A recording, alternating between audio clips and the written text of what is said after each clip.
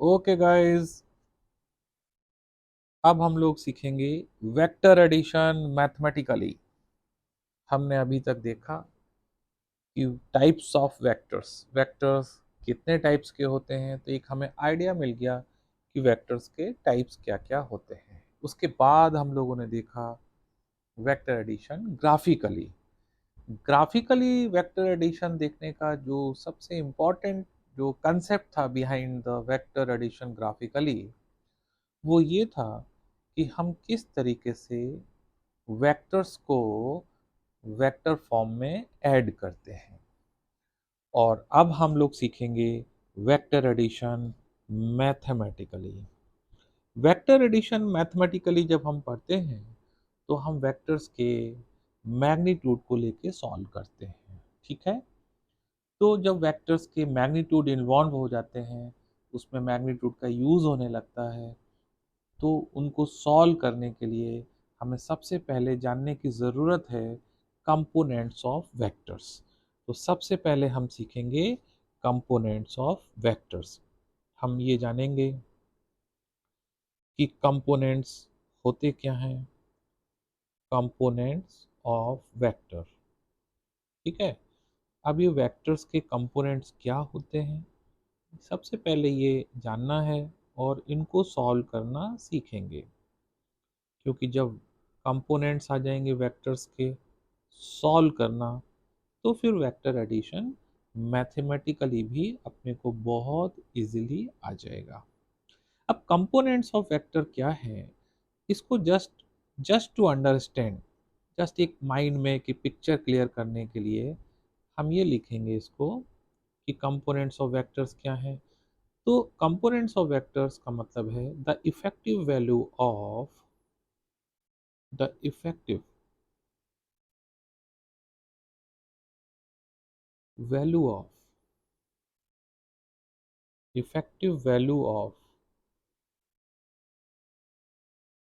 any vector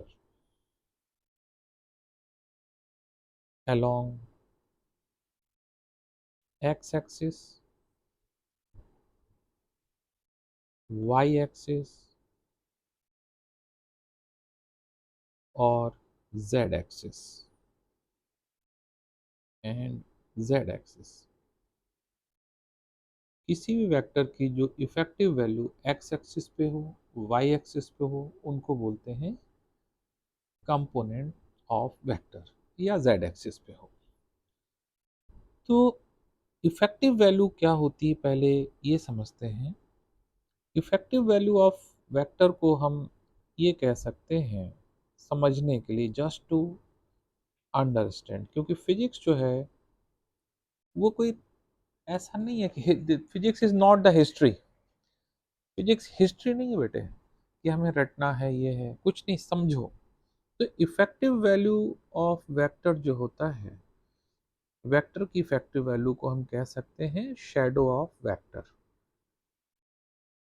shadow of vector यानी जो vector की शैडो एक्स एक्सिस पे हो, वाई एक्सिस पे लाई करे या जेड एक्सिस पे लाई करे, उसको हम बोल देते हैं इफेक्टिव वैल्यू, यानी उसको हम कह देते हैं कंपोनेंट्स ऑफ वेक्टर। ठीक है, अभी समझाता हूँ कि ये शैडो कैसे है।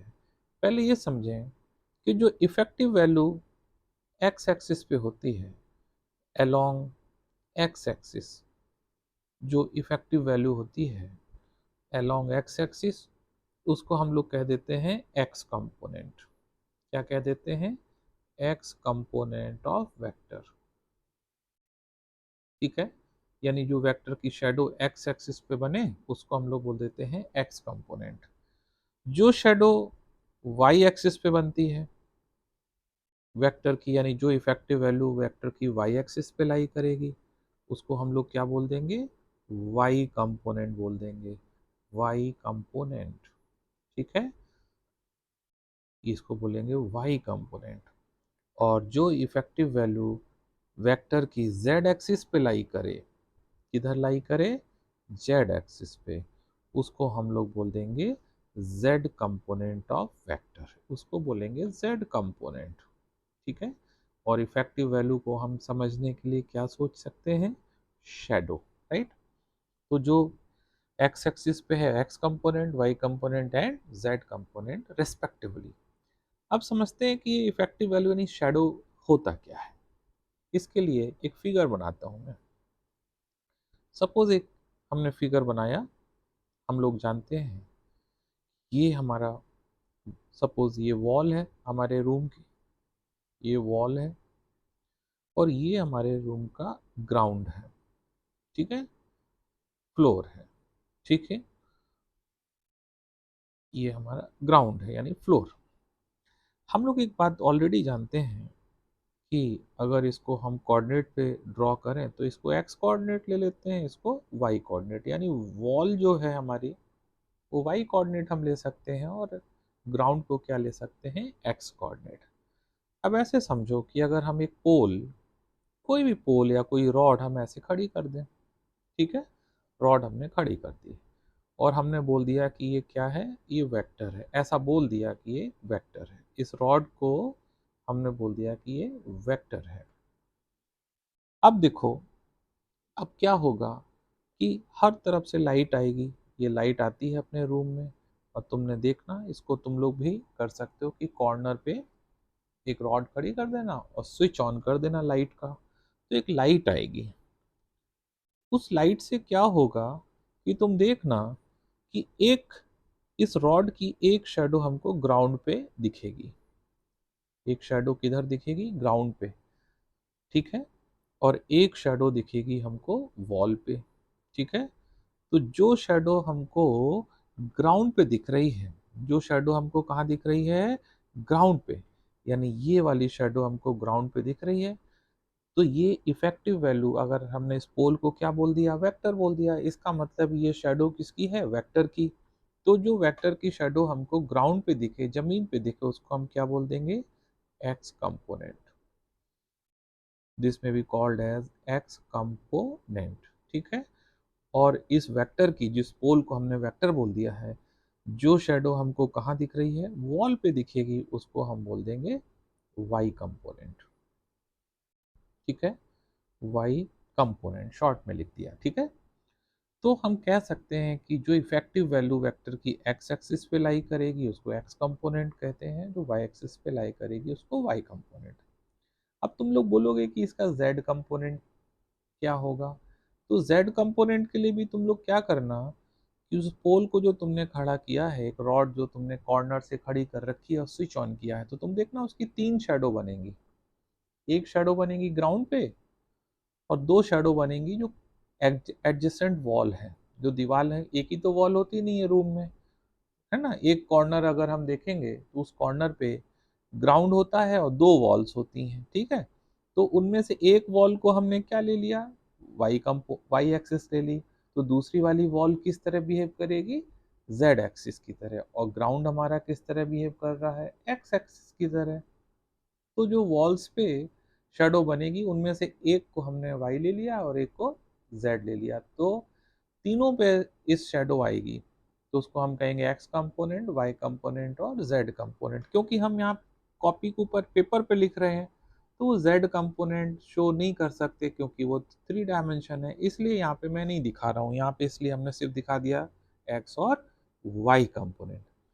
तो अब ये तो समझ में आ गया कि जो कंपोनेंट्स हैं उनकी मीनिंग होती है वेक्टर का शेडो, यानी इफेक्टिव वैल्यू किसी वेक्टर की जो एक्स एक्सिस पे लाई करे, वाई एक्सिस पे लाई करे या जेड एक्सिस पे लाई करे, ठीक है। अब अपने को ये देखना है कि इनको सॉल्व कैसे करते हैं। तो अब देखो, इनको सॉल्व करने के लिए हम क्या कर रहे हैं, दो ट्राइंगल्स ले रहे हैं एक जैसे, ठीक है, बिल्कुल एक जैसे हम दो ट्राइंगल्स कंसीडर कर ले रहे हैं। ये दो ट्राइंगल्स बिल्कुल एक जैसे ले रहे हैं, एक ट्राइंगल ये ले लिया, ठीक है, और बिल्कुल ऐसा ही ट्राइंगल हम दूसरा ले लेते हैं, ठीक है, एक दूसरा ट्राइंगल भी ले लिया हमने, ये देखो ले लिया। अब हमने क्या किया, हमने एज्यूम कर लिया कि ये जो ट्राइंगल है ये एंगल थीटा बना रहा है और ये वाला भी थीटा बना रहा है। हमने क्या किया, इनमें से एक ट्रायंगल हमने मैथमेटिक्स के लिए लिया और दूसरा ट्रायंगल फिजिक्स के लिए ले लिया। ठीक है। अब देखो, अब बहुत छोटी सी बात ध्यान रखना कि जो मैथमेटिक्स का बेस होती है, क्या होती है, बेस। मैथमेटिक्स में इसको बेस कहेंगे, देख लो। मैथमेटिक्स में इसको क्या कह देंगे, बेस, क्योंकि एंगल के ऊपर डिपेंड करता है बेस। तो जो बेस है वो फिजिक्स के लिए एक्स कंपोनेंट हो जाएगा। जो मैथमेटिक्स की बेस होगी वो फिजिक्स के लिए क्या बन जाएगा, एक्स कंपोनेंट। और ये बेस, परपेंडिकुलर, हाइपोटेन्यूज, ये ऑलरेडी हम लोग ट्रिग्नोमेट्री में पढ़े हुए हैं, ठीक है ना, 10th क्लास में। तो देखो, बेस का मतलब हो गया एक्स कंपोनेंट। अब मैथमेटिक्स में जो परपेंडिकुलर होगा ये परपेंडिकुलर हो जाएगा, शॉर्ट में लिख दिया मैंने परपेंडिकुलर। वो फिजिक्स के लिए कहलाएगा वाई कंपोनेंट। ऐसे समझें कि अगर वाई कंपोनेंट निकालने के लिए हमसे कहा जा रहा है, इसका मतलब हमसे परपेंडिकुलर निकालने के लिए कहा जा रहा है, ठीक है। और बेस निकालने का मतलब है एक्स कंपोनेंट। और जो इसका हाइपोटेन्यूज होगा मैथमेटिक्स का, ये मैथमेटिक्स का हाइपोटेन्यूज होता है ना, this is hypotenuse of mathematics. देखो, ये इसका जो हाइपोटेन्यूज होता है, ठीक है, ये फिजिक्स के लिए अपने आप में एक वेक्टर बन जाता है। तो ये एक तरीके से फिजिक्स का वेक्टर बन गया, ठीक है। फिजिक्स का वेक्टर बन गया, यानी मैथमेटिक्स का हाइपोटेन्यूज और फिजिक्स का क्या बन गया, वेक्टर। ये वेक्टर हो गया फिजिक्स का। हमने इसका नाम दे दिया, मान लो वेक्टर ए बोल दिया, ठीक है। अब देखो, अब हमको कंपोनेंट्स निकालने हैं, यानी इफेक्टिव वैल्यू निकालनी है। तो इट्स वेरी सिंपल। अब देखो, मैथमेटिक्स से देखो, मैथमेटिक्स के हिसाब से कॉस थीटा की वैल्यू बेस अपॉन हाइपोटेन्यूज होती है, ठीक है। और फिजिक्स के हिसाब से बेस का मतलब एक्स कंपोनेंट और हाइपोटेन्यूज का मतलब जो वेक्टर है उसका मैग्नीट्यूड। तो वेक्टर हमने ए ले लिया और इसका मैग्नीट्यूड कितना ले लिया, मॉड ए, ठीक है, वेक्टर का मॉड ए। तो यहां से एक बात तो क्लियर हो गई कि एक्स कंपोनेंट अगर निकालना है तो वो हो जाएगा मॉड ए कॉस थीटा, यानी बेस निकालना है, एक्स कंपोनेंट का मतलब बेस। तो बेस की वैल्यू हो जाएगी मॉड ए कॉस थीटा। अब यहाँ पे एक इम्पॉर्टेंट बात ध्यान से ये समझना तुम लोगों को, जो हमने यहाँ पे ये ले रखा है बेटे, है ना, ये देखो जो हमने यहाँ पे ये लिया हुआ है, इसको थोड़ा सा अंडरस्टैंड करना है। ये जो हमने बेस ले रखी है, अगर देखेंगे ध्यान से, तो ये बेस हमने एक्स एक्सिस पे ले रखी है ना, यानी ये हमारा एक्स कंपोनेंट हो गया, एक्स एक्सिस है ना ये। तो बेस अगर एक्स एक्सिस पे ले है, बेस का मतलब एक्स एक्सिस, इसको हमने बोल दिया एक्स एक्सिस पे है, देखो ना एक्स एक्सिस पे है। तो यहाँ से एक बात क्लियर हो रही है कि जो हमने एंगल कंसीडर किया था, एंगल थीटा लिया था ना, तो एंगल हमने कहाँ से कैलकुलेट किया था, एक्स एक्सिस से। तो अगर हमको एक्स एक्सिस से कोई भी वेक्टर कितना एंगल बना रहा है ये बात मालूम चल जाए, तो एक्स कंपोनेंट की वैल्यू हो जाएगी मॉड ए कॉस थीटा। बिल्कुल इसी तरीके से, सिमिलरली, बिल्कुल ऐसे ही अगर हम देखें तो मैथमेटिक्स में हम साइन थीटा क्या लिखते हैं मैथमेटिक्स में, हम साइन थीटा की वैल्यू लिखते हैं परपेंडिकुलर अपॉन हाइपोटेन्यूज, ठीक है। ये बेस को हम बी बोल देते हैं, परपेंडिकुलर को पी और हाइपोटेन्यूज को एच। फिजिक्स में जब देखेंगे तो ये परपेंडिकुलर क्या बन जाएगा, ये वाई कंपोनेंट बन जाएगा और हाइपोटेन्यूज बन जाएगा वेक्टर ए का मैग्नीट्यूड, यानी मॉड ऑफ वेक्टर ए। तो यहाँ से एक बात और क्लियर हो गई कि वाई कंपोनेंट अगर निकालना है तो हम उसको लिखेंगे मॉड ए साइन थीटा। देखो, मॉड ए साइन थीटा आ जाएगा। एंगल कहाँ से बन रहा है, एक्स एक्सिस से, ठीक है ना। तो जब भी कभी भी हमको कंपोनेंट्स निकालने हैं तो एक्स एक्सिस से जो एंगल सबटेंड हो रहा है वो फाइंड कर लेंगे। एक्स कंपोनेंट हो जाएगा मॉड ए कॉस थीटा और वाई कंपोनेंट हो जाएगा मॉड ए साइन थीटा। मॉड ए क्या है? वेक्टर का मैग्नीट्यूड। अब इसको एक एग्जाम्पल लेके मैं समझाता हूं तुम लोगों को, ठीक है? एक एग्जाम्पल लेता हूं। एग्जाम्पल लेता हूं मैं, एक हमने ले लिया एग्जाम्पल नंबर 1, ठीक है? बोलते हैं find find x and y components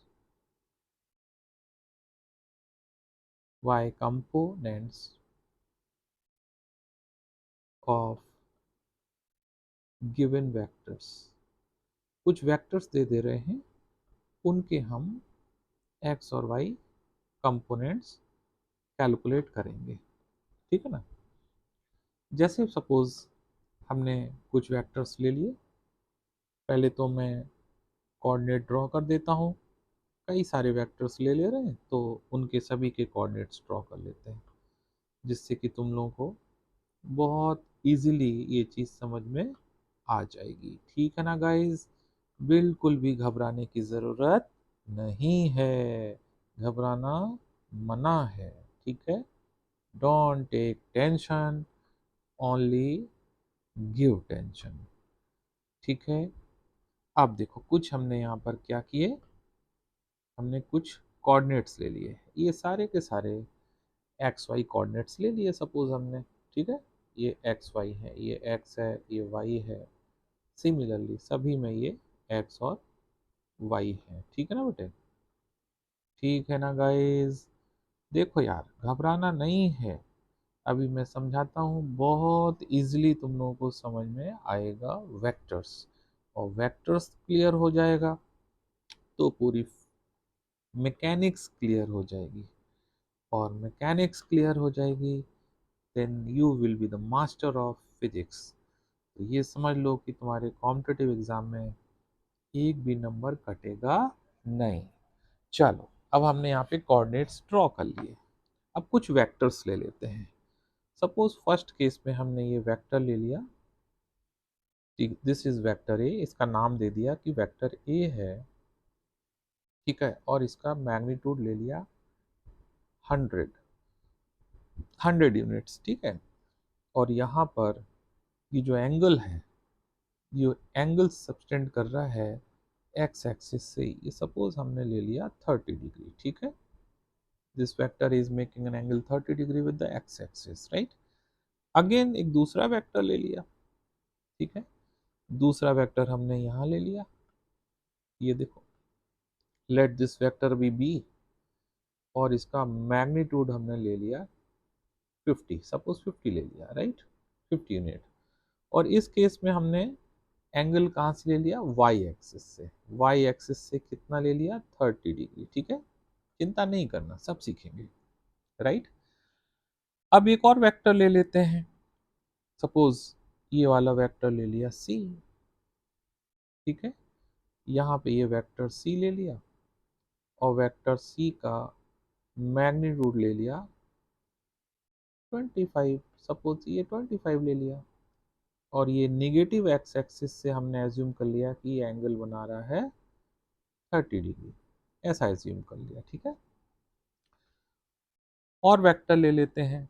अब हमने एक दूसरा वेक्टर ले लिया, सेम ऐसे ही वेक्टर ले लिया, vector D. Late this vector D, ठीक है? इसका भी कुछ मैग्नीट्यूड कंसीडर कर लेते हैं। मान लो हमने इसका मैग्नीट्यूड कितना ले लिया? 200, ठीक है? और हमने यहाँ पर एंगल कहाँ से ले लिया? वाई एक्सिस से ले लिया, राइट? एक और वेक्टर ले लेते हैं, नीचे गिवन है। सपोज ये हमने वेक्टर ले लिया, ठीक है? ये वेक्टर ले लिया ई, ठीक है? वेक्टर ई, और इसका मैग्नीट्यूड ले लिया ई, ठीक है? ई का मैग्नीट्यूड ले लिया हमने सपोज 500, ठीक है? और एज्यूम कर लिया कि ये यहाँ से कितना एंगल बना रहा है? 30 डिग्री, ठीक है? इसी तरीके से एक और वेक्टर ले लेते हैं। यहाँ पे वेक्टर एक और लेते हैं। मान लो ये वेक्टर ले लिया हमने, ये ए, ये वेक्टर ले लिया एफ, और हमने एज्यूम कर लिया कि इस वेक्टर का मैग्नीट्यूड है 40, ठीक है, 40 यूनिट्स। और यहाँ पर ये वेक्टर यहाँ से कितना एंगल बना रहा है, 60 डिग्री निगेटिव वाई एक्सिस से। अब हमको सभी केसेस में एक्स और वाई कंपोनेंट्स चाहिए। अब देखो फर्स्ट में देखें, यहाँ पे एक्स कंपोनेंट हम लिख सकते हैं मॉड ए कॉस थीटा, थीटा लिखेंगे ना। अब यहाँ पे जो थीटा है मॉड ए कॉस थीटा, तो ये यहाँ पे मैं लिख देता हूँ मॉड ए की वैल्यू तो मैग्नीट्यूड ऑफ वेक्टर ए है जो कि 100 है, और कॉस थीटा, थीटा कहाँ से लेते हैं, एक्स एक्सिस से। तो यहाँ पे एक्स एक्सिस से वेक्टर ए कितना एंगल सबटेंड कर रहा है, 30 डिग्री। तो यहाँ लिख देंगे कॉस 30। एंगल हमेशा कहाँ से ले लेंगे, एक्स एक्सिस से, ठीक है। तो इसको अगर हम सॉल्व करेंगे तो कॉस 30 की वैल्यू होती है √3/2। तो ये हो जाएगा 100 √3/2। तो this can be written as 50√3। तो इसका एक्स कंपोनेंट कितना आ जाएगा, 50√3, ठीक है। अब इसका हम वाई कंपोनेंट देखते हैं, ठीक है। वाई कंपोनेंट देखते हैं। अब देखो वाई कंपोनेंट में क्या लिखा जाएगा, वाई कंपोनेंट में लिखा जाएगा मॉड ए साइन थीटा लिखा जाएगा। एंगल हमेशा एक्स एक्सिस से लेंगे। अब यहाँ देखो मॉड ए की वैल्यू है कितनी, 100, और ये हो जाएगा साइन, और वो एक्स एक्सिस से कितना एंगल बना रहा है, 30 डिग्री, साइन 30। साइन 30 की वैल्यू होती है 1/2। तो ये लिखा जाएगा 100 इंटू 1/2। इतनी बात क्लियर है, ये हमने देख लिया। अब इसकी वैल्यू अगर हम देखेंगे तो 50 आ जाएगी। तो फर्स्ट केस में एक्स और वाई कंपोनेंट आ गया। अब सेकंड केस देखते हैं। सेकंड केस में अब हमको एक्स कंपोनेंट चाहिए। अब यहाँ थोड़ा सा तुम लोग कंफ्यूज हो गए, तो एंगल हमने कहाँ से ले लिया है, वाई एक्सिस से। कोई बात नहीं, एक्स कंपोनेंट होता कितना है, यहाँ लिखेंगे मॉड बी कॉस थीटा, क्योंकि वेक्टर बी है तो हम लिख लेंगे कॉस थीटा। थीटा हमको लेना कहाँ से है, एक्स एक्सिस से। तो यहाँ पे वाई एक्सिस से अगर 30 डिग्री एंगल बनेगा तो एक्स एक्सिस से कितना बनेगा, 60। अरे भाई टोटल 90 होगा, उसमें 30 माइनस कर देंगे, 60 आ जाएगा। तो यहाँ एक्स कंपोनेंट अगर निकालेंगे तो मॉड बी की वैल्यू है 50 कॉस 30, और कॉस 30 की वैल्यू फिर से कितनी आती है, बोले सॉरी कॉस 60, यहाँ पे 60 लिखा जाएगा बेटे, ठीक है ना, क्योंकि एक्स एक्सिस से जो एंगल सबटेंड हो रहा है वो 60 डिग्री है। कॉस 60 की वैल्यू होती है 1/2। तो यहाँ पे सॉल्व करेंगे तो 50/2 दैट इज 25 आ जाएगा, राइट, ये 25 आ गया। अब इसका हमको y कंपोनेंट चाहिए। तो देखो y कंपोनेंट क्या लिखेंगे, y कंपोनेंट लिखा जाएगा mod B sine theta. Theta फिर से एक्स एक्सिस से जो एंगल बनेगा, तो यहाँ पे y is equal to mod B, mod की वैल्यू कितनी है, मॉड की वैल्यू है 50, ठीक है ना, मॉड बी की वैल्यू 50 है, तो हमने 50 लिख दिया। और हो जाएगा साइन 30, सॉरी साइन 60, क्योंकि एक्स एक्सिस से कितना एंगल सबटेंड कर रहा है, ये 60। अब ये हो जाएगा 50, और साइन 60 की वैल्यू होती है √3/2। तो कितना आंसर आ जाएगा, ये आ जाएगा 25√3। ये बात क्लियर है ना, इज दैट क्लियर। अब मैं आगे बढ़ता हूँ, ठीक है। तो यहाँ से एक्स और वाई कंपोनेंट्स आ गए। अब देखो यहाँ पे वो थर्ड वाला जो फिगर है उसके लिए अपने को जगह नहीं बची है। तो एक काम करते हैं, मैं इसको थोड़ा सा नीचे ले लेता हूँ जिससे कि ये चीज़ें अपने को इजीली आ जाए, ठीक है। अब ये 2 इधर आ गया, इसको वापस यहाँ रख देते हैं 2 की जगह, ठीक है ना। ये भी 2 यहाँ आ गया, इसको भी रख देते हैं, इसमें कोई टेंशन की बात नहीं है यार, है ना। अब इस फिगर को हम इधर ले लेते हैं, ठीक है। इस फिगर को मान लो हमने यहाँ ले लिया, ठीक है। अभी भी जगह थोड़ी सी कम बच रही है, तो इसको थोड़ा और खिसका लेते हैं। ये तो सब अपने हाथ में है ना यार, आगे नीचे डाउन करना अप करना कोई दिक्कत नहीं है। अब ये एक फिगर आ गया, तो ऐसा करते हैं एक रो में दो रख लेते हैं, ठीक है ना। चलो एक रो में दो रख लिए, अब कोई टेंशन नहीं। अब बहुत आसानी से अपन मजे से सॉल्व करेंगे। अब देखो, अब इस केस में देखो, इस केस में सी है वेक्टर, ठीक है, वेक्टर सी है। इसका हमको एक्स और वाई कंपोनेंट चाहिए होंगे जैसे ऊपर निकाले हैं।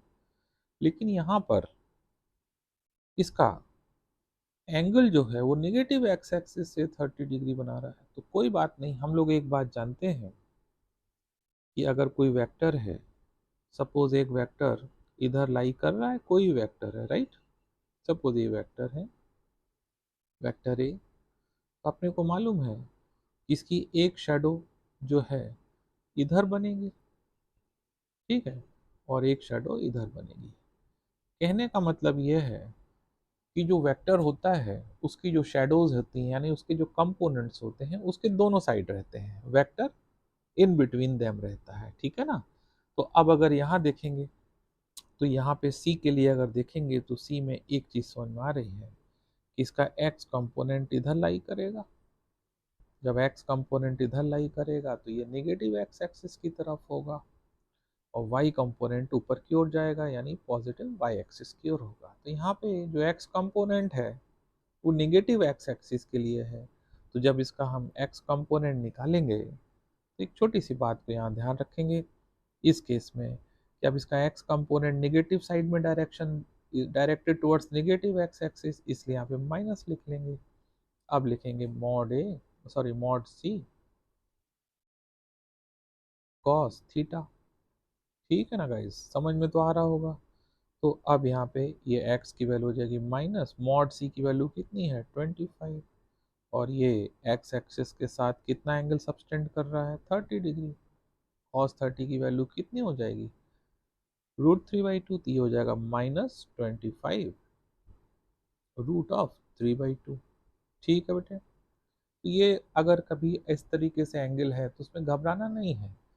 वेक्टर जो होगा उसके कंपोनेंट्स उसके दोनों साइड होंगे, तो अपने को इमीडिएट मालूम चल जाएगा कि एक्स कंपोनेंट किधर है और वाई कंपोनेंट किधर है। अगर x component negative x axis पे है या नेगेटिव वाई एक्सिस पे है, तो उसके आगे माइनस साइन लगा देंगे। बिल्कुल ऐसे ही अगर y component negative y axis पे है, तो उसके सामने भी माइनस साइन लगा देंगे। तो यहाँ पर हमने देखा इसका एक्स कंपोनेंट आ गया। अब वाई कंपोनेंट चाहिए, तो वाई कंपोनेंट तो ऊपर की ओर है पॉजिटिव डायरेक्शन में, तो इसमें तो माइनस नहीं लगाएंगे। तो यहाँ लिखा जाएगा मॉड सी साइन 30 डिग्री, क्योंकि नेगेटिव एक्स एक्सिस के साथ वो कितना एंगल बना रहा है 30, यानी एक्स एक्सिस के साथ होना चाहिए एंगल, चाहे वो नेगेटिव के साथ या पॉजिटिव के साथ। ठीक है, और अगर वाई एक्सिस के साथ एंगल दिया है तो उसको एक्स एक्सिस के साथ कन्वर्ट कर लेंगे। बात क्लियर है। तो यहाँ पे ये लिखेंगे। अब साइन 30 की वैल्यू होती है कितनी 1/2, तो इसकी वैल्यू आ जाएगी 25/2। तो इसका वाई कंपोनेंट आ गया। तो ये साइन 30, एक मिनट नीचे रख देता हूँ मैं, तुम लोग मत चिंता करो बिल्कुल भी। तो यहाँ पे ये थीटा लिख देता हूँ, नीचे वैल्यू रखता हूँ, थीटा लिख दिया। तो इसका वाई कंपोनेंट आ जाएगा कितना 25 साइन 30, ठीक है ना। और साइन 30 की वैल्यू होती है 1/2, तो ये हो जाएगा 25/2, राइट। अब यहाँ आते हैं, इसको देखते हैं, इस वाले फिगर को यहाँ देखते हैं। अब देखो, इसका एक बात तो यहाँ से क्लियर है। अभी जो जानने वाली बात है, क्या जानने वाली बात है कि एक्स कंपोनेंट तो नेगेटिव ही होगा, ठीक है ना। एक्स कंपोनेंट किधर रहेगा नेगेटिव साइड में रहेगा, तो ये एक्स कंपोनेंट तो नेगेटिव है, ठीक है, और वाई कंपोनेंट पॉजिटिव। लेकिन एंगल कहाँ से ले रखा है, एंगल ले रखा है वाई एक्सिस से, तो कोई प्रॉब्लम की बात नहीं है। अगर वाई एक्सिस से एंगल गिवन है कितना 30, तो एक्स एक्सिस से निकाल लेंगे, तो ये एंगल कितना हो जाएगा 60 आ गया। अब सॉल्व कर लेते हैं, तो एक्स कंपोनेंट कितना आ जाएगा। वैसे भी जब तुम लोगों की नॉलेज बढ़ जाएगी ना, तो ये सब तो अरे बहुत सिंपल है। माइंड में ही हो जाएगा, ठीक है। तो अभी एक्स कंपोनेंट हो जाएगा, माइनस लगाएंगे क्योंकि नेगेटिव एक्स एक्सिस पर है, तो ये हो जाएगा negative minus mod D cos 60। समझ में तो सबको आ रहा होगा। तो अब एक्स कंपोनेंट की वैल्यू हो जाएगी माइनस मॉड डी की वैल्यू है 200, और ये हो जाएगा कॉस 60। कॉस 60 की वैल्यू होती है 1/2, ठीक है। तो ये कॉस 60 हो गया। ऊपर वाले में देखो हमने 60 लिख दिया, उसको हम थीटा लिख देते हैं, चलो ठीक है ना। अब इसको सॉल्व कर लेंगे, तो इसकी वैल्यू अगर सॉल्व करेंगे तो कॉस 60 होता है 1/2, तो यानी 200/2। निगेटिव आ रहा है ना, तो माइनस साइन लगा लेंगे, -200/2, यानी कितना आ जाएगा -100। तो इसका एक्स कंपोनेंट आ गया -100। अब वाई कंपोनेंट निकालेंगे। अब वाई कंपोनेंट देखेंगे पॉजिटिव जा रहा है, तो इसमें तो कोई चेंज है नहीं, तो वाई कंपोनेंट हो जाएगा मॉड डी, ठीक है, साइन थीटा।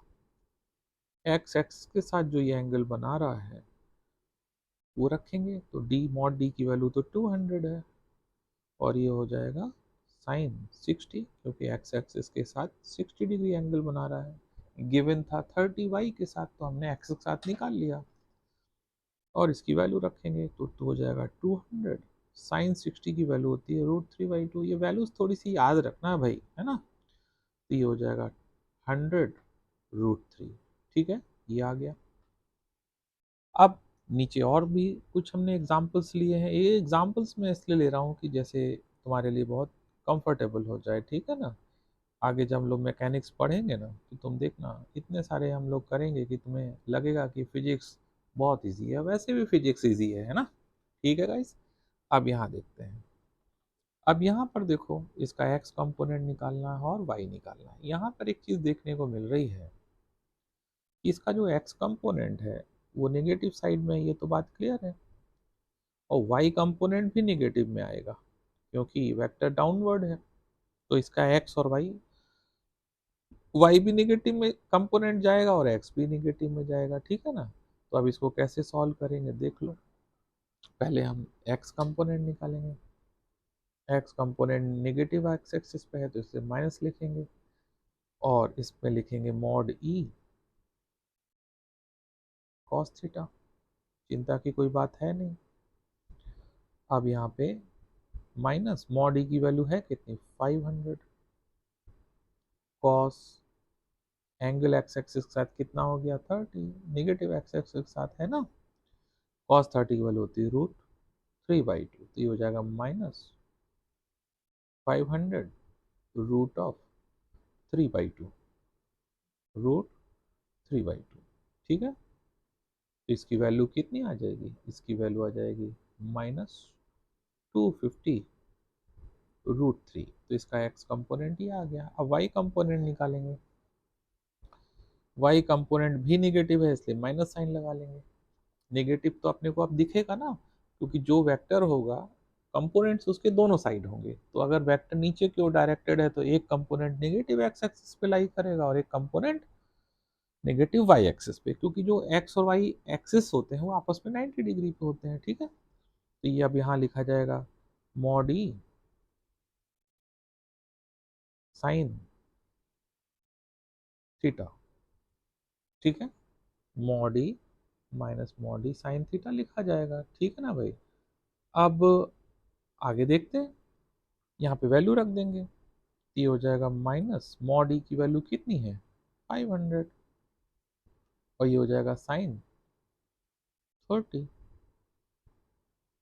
नेगेटिव एक्स के साथ एंगल हमेशा समझ में आ गया होगा ना। पॉजिटिव एक्स एक्सिस के साथ या नेगेटिव एक्स एक्सिस के साथ जो वेक्टर जितना सब्सटेंड कर रहा है वही लेना है, राइट। तो यहाँ लिखेंगे -500, राइट। और साइन 30 की वैल्यू होती है कितनी, 1/2, तो ये हो जाएगा -250। तो इसका एक्स कंपोनेंट भी आ गया, वाई कंपोनेंट भी आ गया। एक्चुअली वेक्टर्स में मैथमेटिकली सॉल्व करने के लिए कंपोनेंट्स की कैलकुलेशन अपने को आनी चाहिए। अगर इन कंपोनेंट्स निकालना नहीं आएगा तो हमारी सारी की सारी मेहनत वेस्ट हो जाएगी, ठीक है।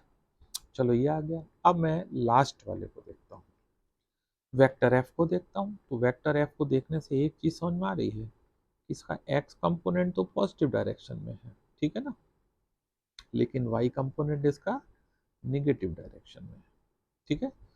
तो कोई बात नहीं, तो जब एक्स कंपोनेंट निकालेंगे तो इसका एक्स कंपोनेंट लिखेंगे, पॉजिटिव है तो ये पॉजिटिव बना रहेगा। लेकिन यहाँ पर एक चीज़ और देखने की है कि एंगल जो दिया है वो कहाँ से लिया है, नेगेटिव वाई एक्सिस से। तो हम एक्स एक्सिस से निकाल लेंगे, तो ये 60 है, तो ये कितना हो जाएगा 30, हमारे 90 माइनस 60, ठीक है। अब इसका एक्स कंपोनेंट निकालते हैं, तो एक्स कंपोनेंट हो जाएगा मॉड एफ, क्योंकि एक्स कंपोनेंट तो पॉजिटिव है, mod F cos theta, right. तो यहाँ पर अगर हम x की वैल्यू निकालेंगे तो मॉड f की वैल्यू है 40, और यहाँ लिखा जाएगा cos थीटा की वैल्यू लिखी जाएगी 30, ठीक है। तो ये कितना वैल्यू आ जाएगी, ये आ जाएगी 40 रूट ऑफ 3/2, ये वैल्यू कितनी आ जाएगी 20√3, ठीक है। और इसका अगर हम y एक्सिस y कंपोनेंट निकालेंगे तो y component negative y axis पे जा रहा है, इसलिए साइन माइनस लगाएंगे, और आप लिखेंगे मॉड f, ठीक है, साइन थीटा, थीटा वही जो एक्स एक्सिस से निकालते हैं, यहाँ रखेंगे y is equal to minus mod F की वैल्यू है 40, और यहाँ लिखा जाएगा साइन, ठीक है, और थीटा की जगह लिखेंगे 30 डिग्री, साइन 30 होता है 1/2, तो ये हो जाएगा माइनस 40/2, दैट इज -20। तो यहाँ पर हमने इन सभी में हमने ये सीखा कि कंपोनेंट्स को कैसे फाइंड किया जाता है। अगर अपने को कंपोनेंट्स निकालने नहीं आएंगे, ठीक है ना बेटे, ये कंपोनेंट्स हमने सबसे पहले निकालना सीखे हैं कि किस तरीके से कंपोनेंट्स फाइंड किए जाते हैं। तो अगर ये हम नहीं फाइंड कर पाएंगे तो फिर हमको वेक्टर एडिशन में बहुत प्रॉब्लम आएगी। इसलिए सबसे पहले हमने कंपोनेंट्स निकालना सीखा। और कंपोनेंट्स कैसे निकालते हैं, कंपोनेंट्स का मीनिंग क्या होता है, सबसे पहले हमने समझा ये इफेक्टिव वैल्यू होती है किसी भी वेक्टर की, यानी उसका शेडो होता है, और उसको हमने एक पोल के हेल्प से समझाने की कोशिश की है। क्योंकि मैं यहाँ लिख रहा हूँ, बोर्ड पे नहीं हूँ, नहीं तो बोर्ड पे तो मैं हाथ हाथ से दिखा देता। तो ये यहाँ पे ऐसे लिखा है 3D होता है। फिर इसको हम लोगों ने इस तरीके से सॉल्व किया। इतनी बात क्लियर है, इसको अच्छे से नोट करेंगे। इसके आगे फिर हम एडिशन को सिखाएंगे, ठीक है ना। तो इसको अच्छे से नोट कर लेंगे। अब मैं एडिशन सिखाऊंगा, तो आप देखो वेक्टर एडिशन कैसे सॉल्व करेंगे, क्योंकि अब अपने को कंपोनेंट्स निकालना आ गया है, राइट। अब वेक्टर एडिशन देखते हैं, वेक्टर्स को ऐड कैसे करते हैं। तो अभी मैं वेक्टर्स को ऐड करने का बेसिक कंसेप्ट सिखाऊंगा, ठीक है। और फिर कैसे भी क्वेश्चन कहीं से भी हो हम बहुत इजीली सॉल्व कर लेंगे। अभी हम सीख रहे हैं वेक्टर एडिशन, ठीक है। अब वेक्टर एडिशन के लिए देखो कंपोनेंट्स तो निकालना आ गया। अब वेक्टर एडिशन के लिए मैं एक बेसिक कंसेप्ट बताता हूँ। वेक्टर में एक ही लॉ होता है, वेक्टर एडिशन, ठीक है ना। वेक्टर एडिशन किसी भी तरीके का हो वो वेक्टर एडिशन कहलाता है, द सिंगल लॉ। तो अब इसके लिए हमने क्या किया, एक हमने एक्स वाई कोऑर्डिनेट ले लिया, ये एक्स कोऑर्डिनेट है, ये वाई कोऑर्डिनेट है। अब हम कुछ वेक्टर्स ले रहे हैं। सपोज हमने ये वेक्टर ए ले लिया, ठीक है, वेक्टर ए है, वेक्टर ए ये है, और इसका मैग्नीट्यूड हमने ले लिया ए ले लिया, ठीक है ना, कोई वैल्यू की बजाय ए ले लिया। और हमने एज्यूम कर लिया कि ये वेक्टर ए एक्स एक्सिस से कितना एंगल सबटेंड कर रहा है, अल्फा। अब मैं वेक्टर बी लेता हूँ, मान लो कोई दूसरा वेक्टर लेता हूँ। एक बात हम लोग जान चुके हैं कि किसी भी वेक्टर की जो टेल होती है वो उस वेक्टर के लिए बिहेव करती है ऑरिजिन। जैसे वेक्टर ए है, वेक्टर ए की टेल यहाँ रखी है, तो वेक्टर के लिए ए के लिए टेल ये हो गई। अब मैं यहाँ वेक्टर बी रखने वाला हूँ, तो वेक्टर बी यहाँ रखने वाला हूँ, तो वेक्टर बी की टेल यहाँ रखी जाएगी, और जब टेल यहाँ रखी जाएगी तो वो बिहेव करेगी एज द ऑरिजिन। तो अब वेक्टर बी ले लेते हैं। अब मान लो हमने वेक्टर बी ले लिया, अब सपोज ये वेक्टर बी ले लिया, ठीक है, दिस इज वेक्टर बी, ऐसे समझा रहा हूँ मैं, ठीक है। वेक्टर बी यहाँ ले लिया, या ऐसा करता हूँ मैं कि थोड़ा सा बैक आता हूँ जिससे तुम लोगों को और इजी लगे, मैं यहाँ से हटा देता हूँ। ये जो हमने वेक्टर ए लिया है ये लिखा रहते हैं यहाँ पे, इसको नीचे कर देते हैं, ये let is this is vector A, ठीक है। और थोड़ा सिंपल कर देता हूँ, फिर बाद में और अच्छे से बताऊंगा। वेक्टर ए ले लिया, वेक्टर ए का मैग्नीट्यूड ए है और वेक्टर ए एक्स एक्सिस से कितना एंगल बना रहा है, अल्फा। यहाँ पर हमने वेक्टर बी ले लिया। अब वेक्टर ए और बी की टेल हमने एक ही जगह रखी है, ऑरिजिन पे ही रखी है, लेट दिस वेक्टर बी, और हमने एज्यूम कर लिया कि इसका मैग्नीट्यूड बी है, ठीक है। वेक्टर बी का मैग्नीट्यूड कितना है, बी, और वेक्टर बी एक्स एक्सिस से कितना एंगल बना रहा है, बीटा। हमने एज्यूम कर लिया कि वेक्टर बी कितना एंगल बना रहा है, एक्स एक्सिस से बीटा, ठीक है। दो वेक्टर्स ले लिए, दोनों की टेल एक ही जगह रख ली। अब एक वेक्टर और ले लेते हैं, सपोज एक वेक्टर हमने ये ले लिया, let this is vector C. ये वेक्टर इधर भी जा सकता है, उससे कोई प्रॉब्लम नहीं है, इधर जाए कहीं भी जाए, ऐसे कहीं भी चला जाए तुम लोग, प्रॉब्लम नहीं है। हमने यहाँ ले लिया वेक्टर, जनरलाइज कर रहे हैं रिजल्ट को, ये वेक्टर सी ले लिया, वेक्टर सी ले लिया, वेक्टर सी का मैग्नीट्यूड ले लिया सी, और हमने एज्यूम कर लिया कि जो वेक्टर सी है वो एक्स एक्सिस से कितना एंगल बना रहा है, वो एक्स एक्सिस से एंगल बना रहा है गामा। अब देख लो वेक्टर ए एक्स एक्सिस से कितना एंगल बना रहा है, वेक्टर ए एक्स एक्सिस से अल्फा बना रहा है, ठीक है ना। वेक्टर ए ने एक्स एक्सिस से कितना एंगल बनाया, अल्फा, वेक्टर बी ने कितना बनाया, बीटा, और वेक्टर सी ने कितना बनाया, गामा। अब हमको इनको सॉल्व करना है। अगर हमसे कहा जाए कि find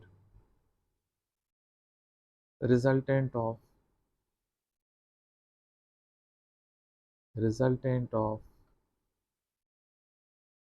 vector A plus vector B plus vector C, तीनों का सम का रिजल्टेंट चाहिए, ठीक है।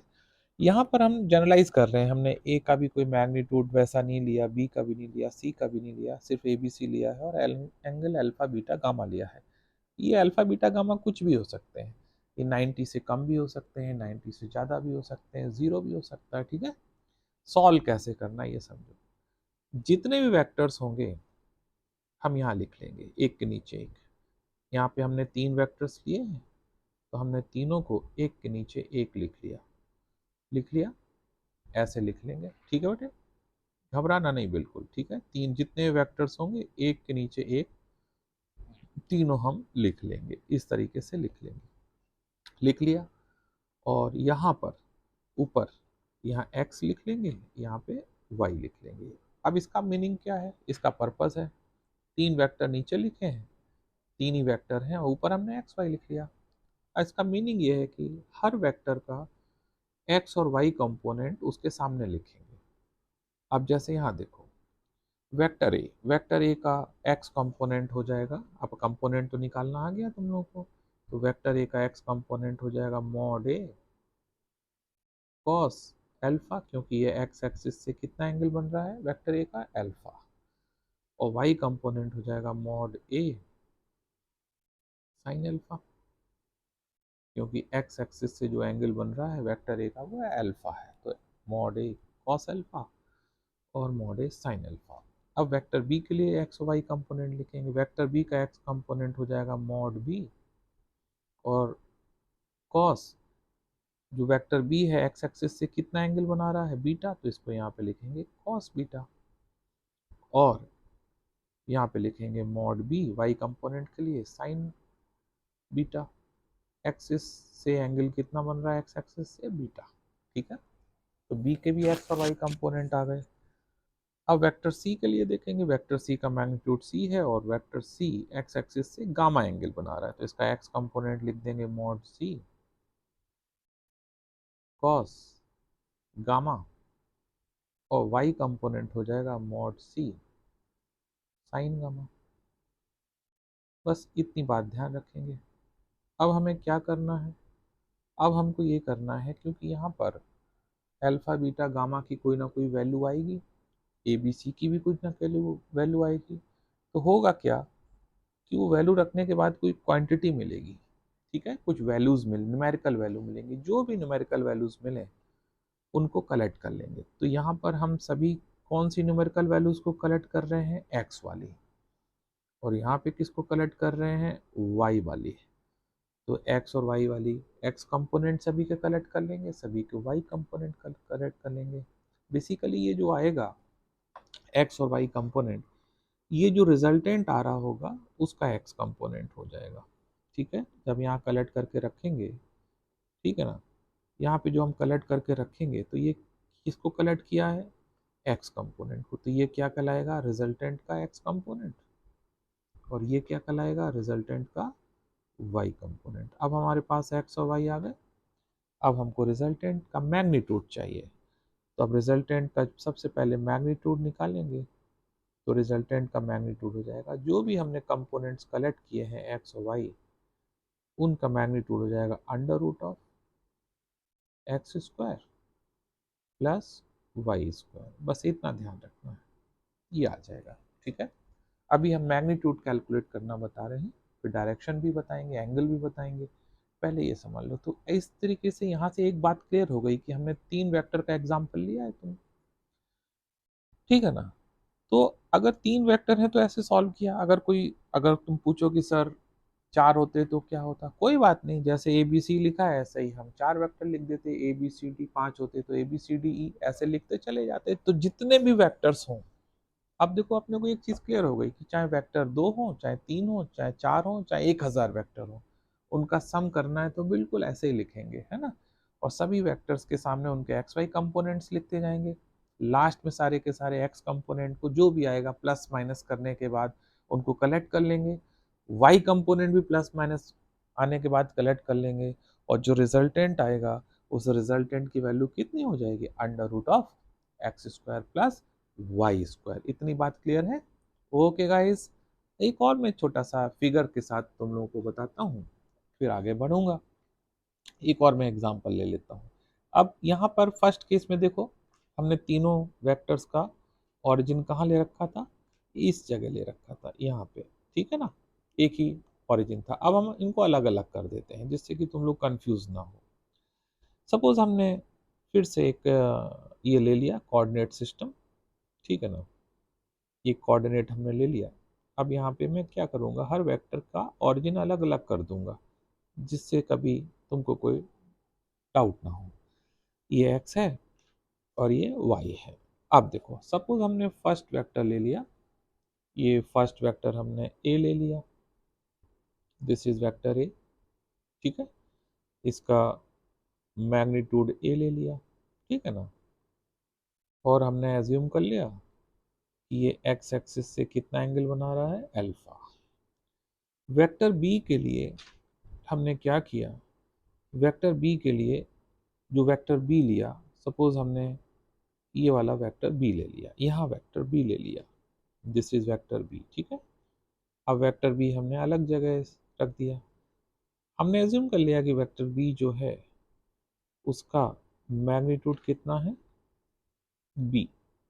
अब देखो वेक्टर बी की अगर हम बात करें तो वेक्टर बी के लिए जहाँ उसकी टेल होगी उसके लिए वो ऑरिजिन हो जाएगा, तो ये ऑरिजिन बन गया बी के लिए, ठीक है।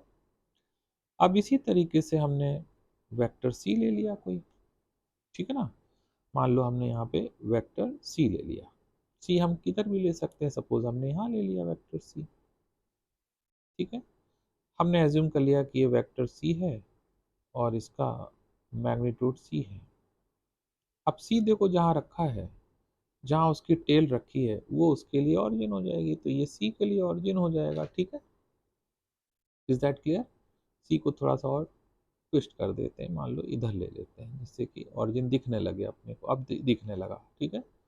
अब ऑरिजिन दिख रहा है सी का, क्लियर। तो ये वेक्टर सी ले लिया, ठीक है, और इसका मैग्नीट्यूड कितना है, सी। अब वेक्टर जो बी लिया था, हमने एज्यूम कर लिया कि वेक्टर बी एक्स एक्सिस से कितना एंगल बना रहा है, बीटा। और जो वेक्टर सी लिया है हमने एज्यूम कर लिया कि ये वेक्टर सी उसके एक्स एक्सिस के साथ कितना एंगल बना रहा है, गामा। चलो अब दिख रहा है ना, सेम केस है, ऊपर वाला ही है एग्जैक्टली।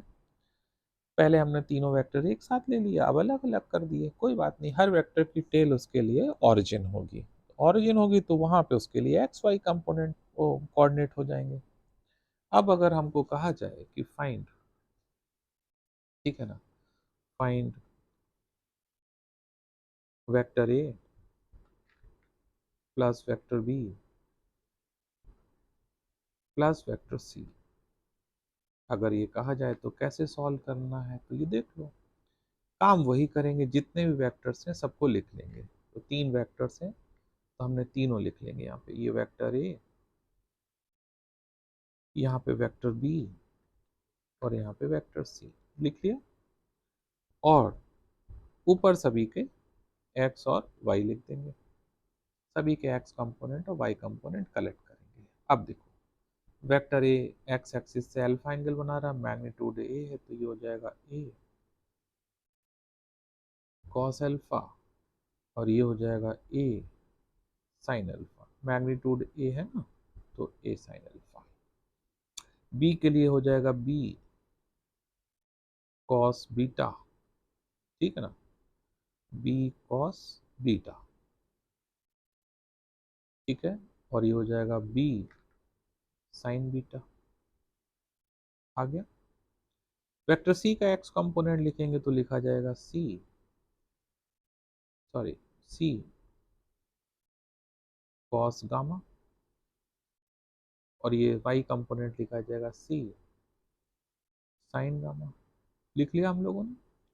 अब हमको क्या करना है, सभी के एक्स वाई कंपोनेंट कलेक्ट करने हैं। एल, वो कलेक्ट कैसे होंगे, अल्फा बीटा गामा की वैल्यू दे रखी होगी भाई, कुछ भी 45 degree, 30 degree, 120 degree, A B C की वैल्यू दे रखी होगी, कुछ भी है ना, 10 20 50, तो वैल्यू आएगी, जो भी वैल्यू आए, क्योंकि कंपोनेंट्स हैं, अभी हमने देखा था कंपोनेंट्स की नेगेटिव वैल्यूज भी आ रही थी, तो वैल्यू पॉजिटिव भी आ सकती है, नेगेटिव, जो भी आए प्लस माइनस करके यहाँ कलेक्ट कर लेंगे। ये हमने एक्स को कलेक्ट कर लिया, यहाँ पे वाई को कलेक्ट किया, जो एक्स को कलेक्ट किया वो रिजल्टेंट का एक्स कंपोनेंट कहलाएगा, वाई को कलेक्ट किया रिजल्टेंट का वाई कंपोनेंट कहलाएगा। अब रिजल्टेंट निकालना है, तो अब रिजल्टेंट का मैग्नीट्यूड निकाल रहे हैं हम लोग इस तरीके से, तो रिजल्टेंट का मैग्नीट्यूड कैसे आ जाएगा, under root of x square plus y square आ जाएगा, ठीक है। अब कोई ये भी कह सकता है कि सर रिजल्टेंट आप ऊपर भी मैग्नीट्यूड बताया था, अभी नीचे भी मैग्नीट्यूड बताया रहे, अब रिजल्टेंट का डायरेक्शन कैसे निकालेंगे। ऑफ कोर्स रिजल्टेंट बनेगा तो इनिशियल और फाइनल पोजीशन को ज्वाइन करते हैं तो रिजल्टेंट होता है ना, तो ये इनिशियल पोजीशन है और ये वाली फाइनल है, ज्वाइन करेंगे तो ये रिजल्टेंट आ जाएगा।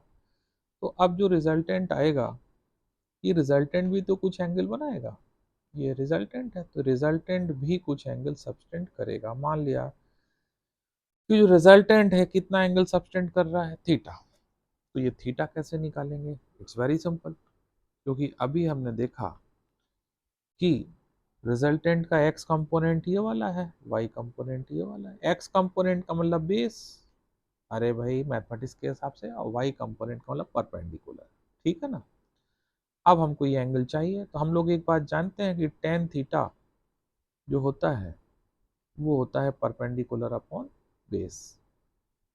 तो यहाँ पर अगर हमने एज्यूम कर लिया कि रिजल्टेंट कितना एंगल बना रहा है, theta from the x axis, तो we can write here tan theta is equal to, perpendicular का मतलब हो गया वाई कंपोनेंट जो हमने कलेक्ट किया था, और बेस का मतलब हो गया जो एक्स कंपोनेंट हमने कलेक्ट किया था। इसको ऐसे भी लिख सकते हैं, और we can write this as tan theta is equal to perpendicular, जो वाई कंपोनेंट है उसको हम आर वाई भी लिख सकते हैं, देख लो ना, और जो एक्स कंपोनेंट उसको आर एक्स भी लिख सकते हैं, क्योंकि यहाँ पे अपने को ये मालूम है आर एक्स का मतलब जो एक्स कंपोनेंट कलेक्ट किया, और आर वाई का मतलब वाई कंपोनेंट, और टेन थीटा होता है परपेंडिकुलर अपॉन बेस। तो इस तरीके से हम लोग कैलकुलेट कर सकते हैं क्या, angle, angle subtended by the resultant, और मैग्नीट्यूड हम यहाँ से कंसीडर कर कैलकुलेट कर सकते हैं। तो अगर हमको किसी वेक्टर का मैग्नीट्यूड मालूम चल जाए रिजल्टेंट का, और वो कितना एंगल सबटेंड कर रहा, तो उसकी पूरी इंफॉर्मेशन आ गई, ठीक है ना। तो वेक्टर्स को ऐड कैसे करना है ये देखो, हमने 3 वेक्टर्स का एग्जांपल लिया है। अगर बहुत सारे वेक्टर्स हैं तो भी ऐसे ही करना है, और if only 2 vectors are given तो भी ऐसे ही करना है। तो अब हम इसको आगे और एग्जांपल के साथ देखेंगे। पहले इसको बहुत अच्छे से तुम लोग नोट करना, और इसको जहाँ पे ज़रूरत पड़े उसको एक बार पीछे ले जाके और पॉज कर ले के देखना, आराम से देखना, इसको सब चीज़ समझ में आएगी। ठीक है, तो इसको नोट कर लो, फिर हम लोग आगे बढ़ेंगे। ठीक है बेटे।